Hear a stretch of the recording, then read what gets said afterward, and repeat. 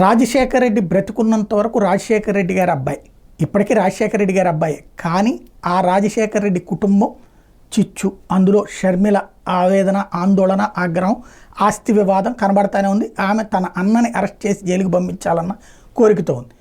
తల్లి ఈ మధ్యన కొంత న్యూట్రాలిటీ పాటించింది. మొన్నటిదాకా తల్లి కూడా అటువైపే ఉంది. ఇటు కుటుంబంలో ఒంటరి. అదే సందర్భంలో పార్టీలో ఆయన వెనకాల నిలబడేటటువంటి వాళ్ళు ఒక అంబటి రాంబాబు, పేర్ని నానిను, రోజాను, ఇట్లాంటి వాళ్ళు తప్ప ఎవరు తోడు లేనటువంటి పరిస్థితి. ఒకనాడు కాంగ్రెస్ నుంచి బయటకు వచ్చినప్పుడు అనేక మంది మంత్రులు అలాగే ఎమ్మెల్యేలు ముందుకు వచ్చారు. తర్వాత కాంగ్రెస్ పార్టీ అడ్డుపెట్టగానే ఆగిపోయారు.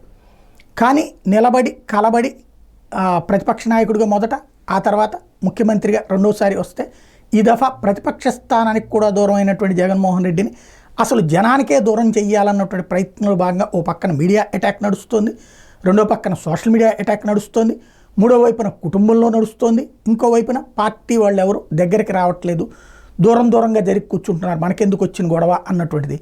జగన్ ఇవాళ తనకి తాను సర్వైవ్ అవ్వాలి, తనకి తాను నిలబడాలి, తనని తాను జనంలో ఎస్టాబ్లిష్ చేసుకోవాలి, తనకి తాను జనం దగ్గరికి వెళ్ళాలి.